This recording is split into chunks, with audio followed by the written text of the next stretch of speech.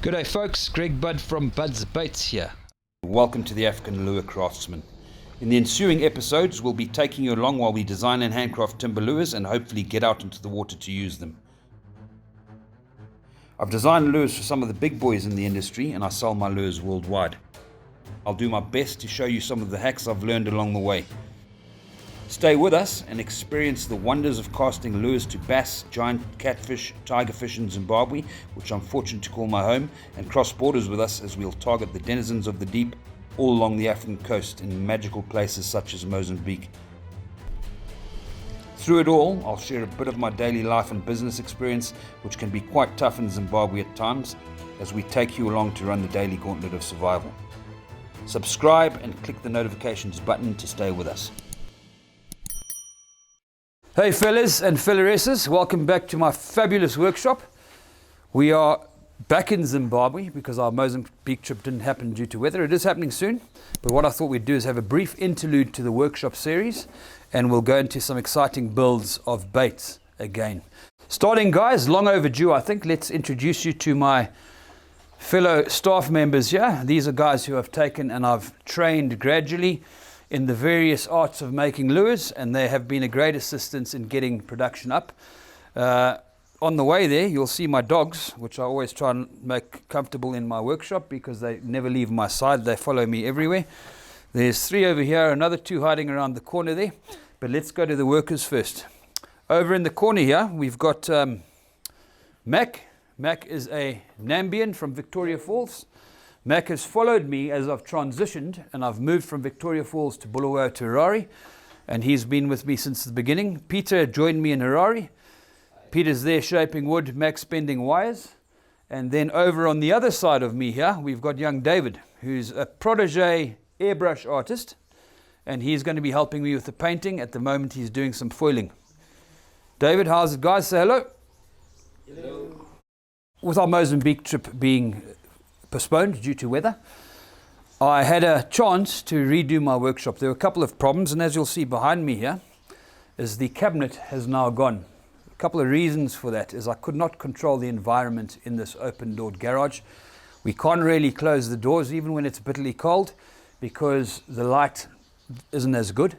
So I decided to move the cabinet into one of the rooms inside the house where I can actually control the environment, and it's a much more stable sort of atmosphere that I can epoxy lures. So that's gone, and it's given us a lot more space in here.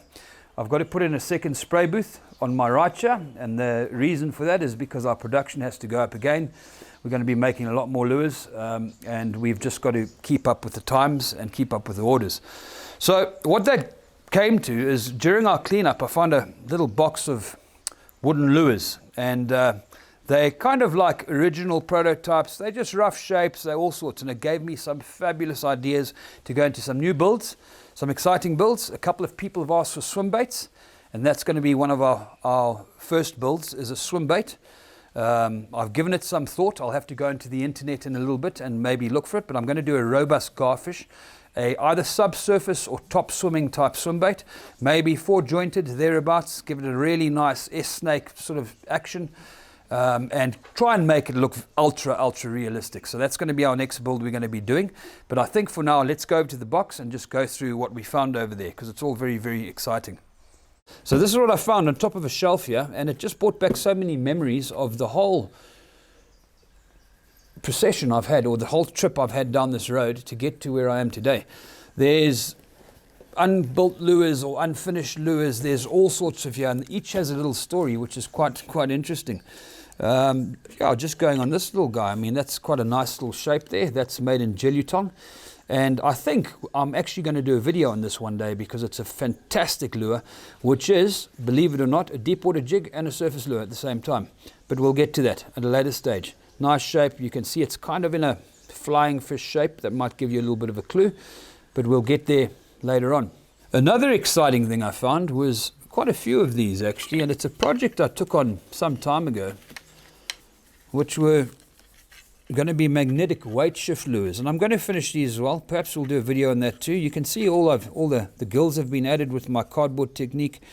They're all ready to go. The wire slots have been cut, they've been shaped. So the basic idea behind this lure, as you can see, it's in a mullet shape.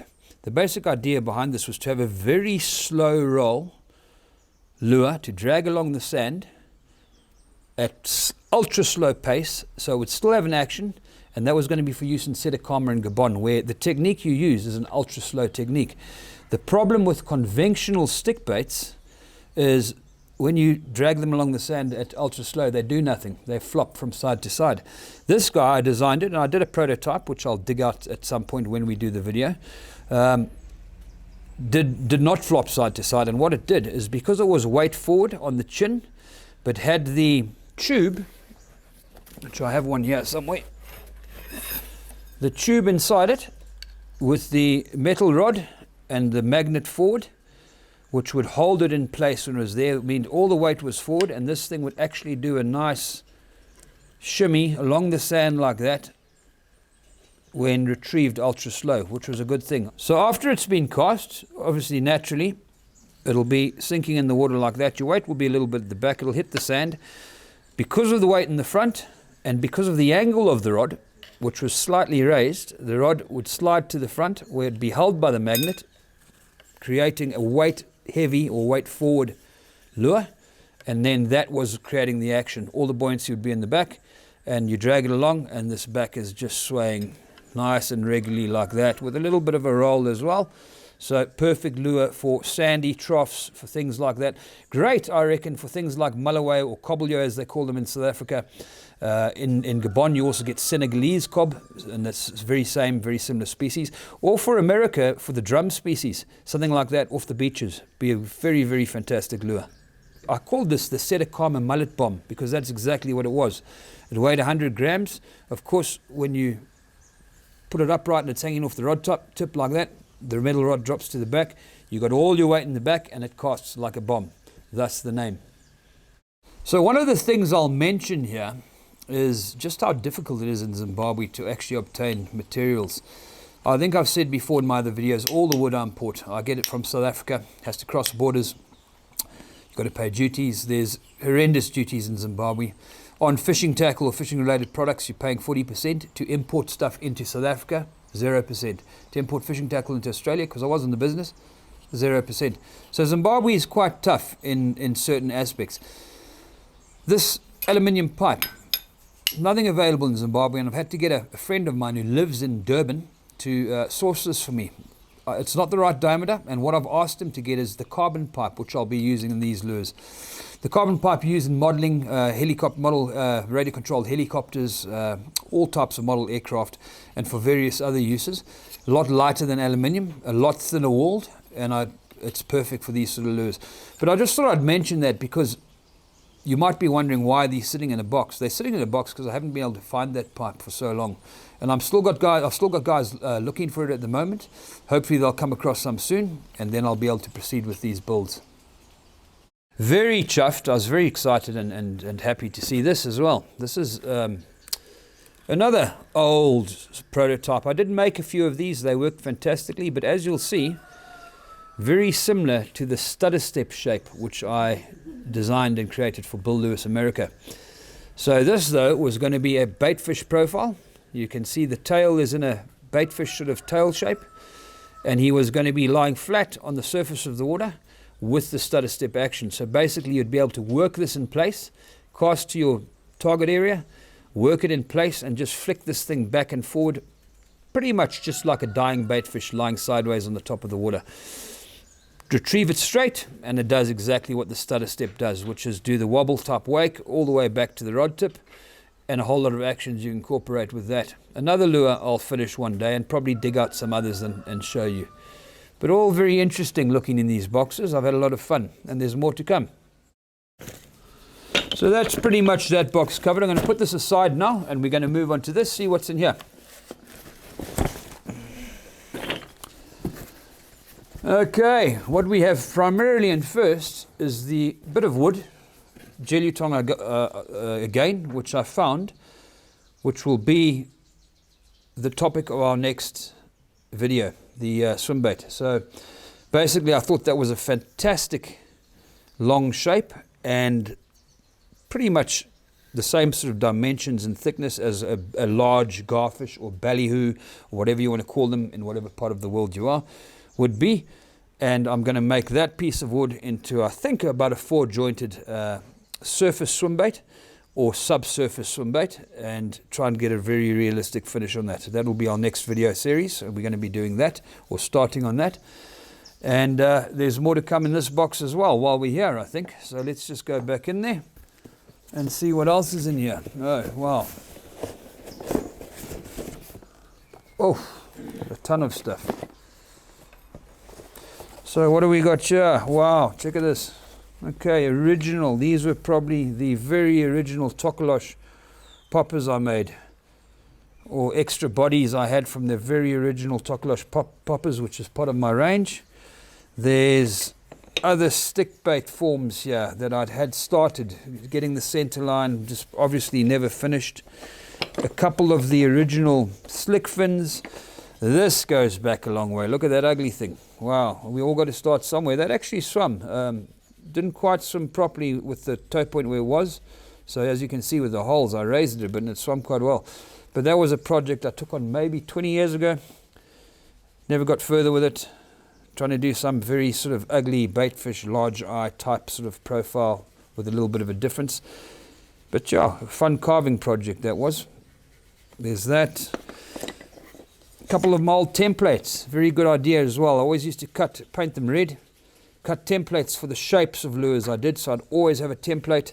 Could just trace around it, do another one, trace around it, do another one. Interesting as well.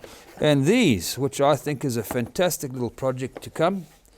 There's a whole lot of very small stick baits in various shapes and sizes. And I think what we can do with these is we can make a series of local baitfish stick baits, just to maybe copy the patterns and the colors of local baitfish we have here, maybe for use on tigerfish and also saltwater. But again, very interesting. Yeah, a box full of surprises, I must say. Look, oh, check at that. Oh, guys, now, if any of you aren't as good as you'd like to be, and I'm sure that there's a lot of talent out there, that's where I started. And you won't believe this, but you'll see there's a tail broken off there. I'll tell you a little story about the stutter step, which is currently made by Bill Lewis. That's where it started, with this obscure shape. I had an epiphany. I prayed one day, actually, and this epiphany came, and I was put a tail on lure, and that's the lure I put the tail on. And this thing swam fantastically, actually a lot faster than the stutter step would be retrieved today. But ripped this thing along the surface, and it just skitters like a proper little escaping baitfish. But that's another fantastic little story. Terrible paint job. But I wasn't really going for the paint job there. It was just a test. But yeah, we all got to start somewhere, as I say. There we go. Okay, gents, ladies, gents, guys, chaps, fellas. We've pretty much finished with this box. Before we go on, though, I just want to say to you guys, listen, thanks very much for the support you've shown us. We've had fantastic support on our channel. We hope you find this stuff interesting.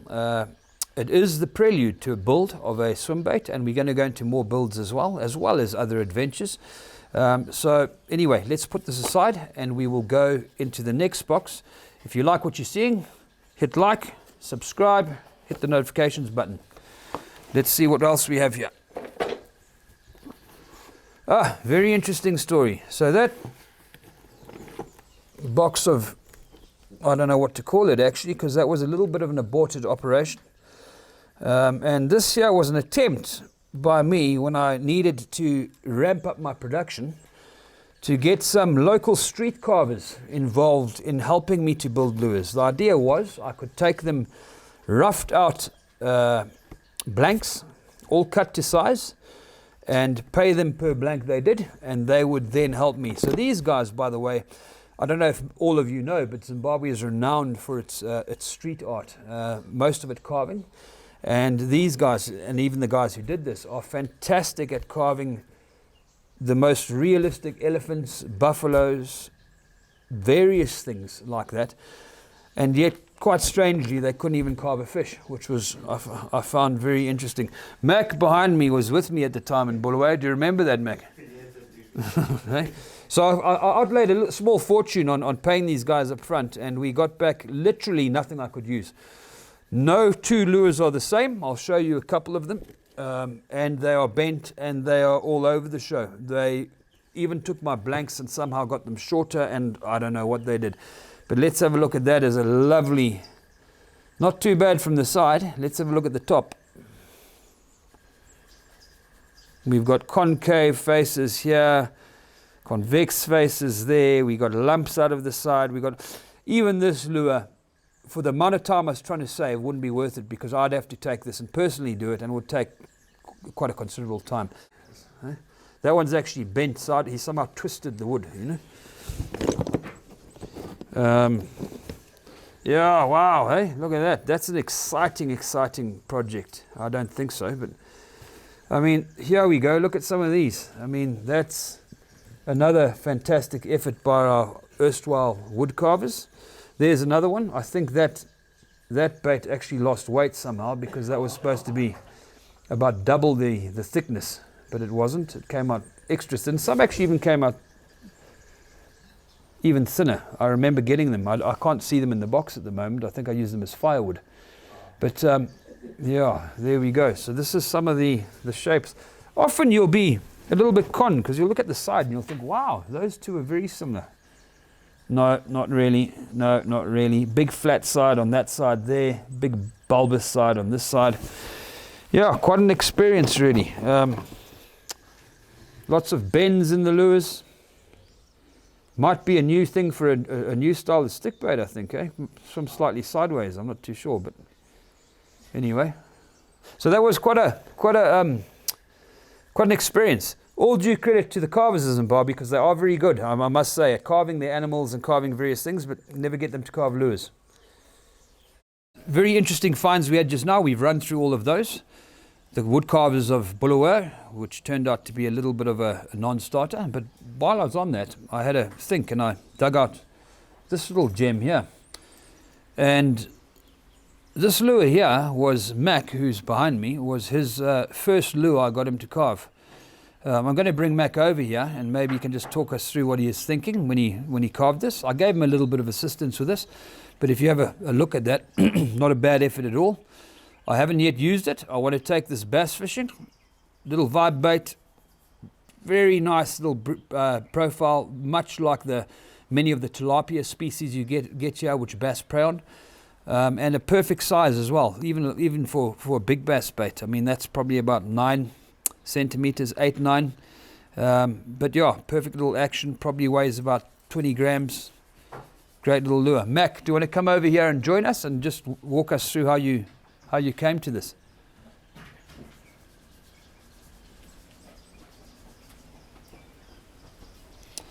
So Mac, that was your first lure, you remember that? Yeah, okay. We were in Victoria Falls. Mac had just joined me. I'd asked you to carve a lure. We wanted to see how you'd progressed in your training. What gave you those ideas? The main reason I did this one, this kind of shape, is because where I come from, we have got a lot of breams. So the main reason I did this is because I've seen a lot of breams, and that's my favorite. That's the main reason I did this one. Eating them and yeah. Bream, by the way, are the tilapia species you find in Zimbabwe, and they are, again, where we were living, Victoria Falls, there's bream around there in the Wangi area and the surrounding areas. We lived on the river, and a lot of bream in the river, various varieties, and they preyed on heavily by tiger fish as well. So that would have been a good tiger lure with a couple of single hooks too. Very good job there, Mac. You did the foiling as well. Yes, I did. And you did the hand scaling. Yeah. We can get a close-up of that just now.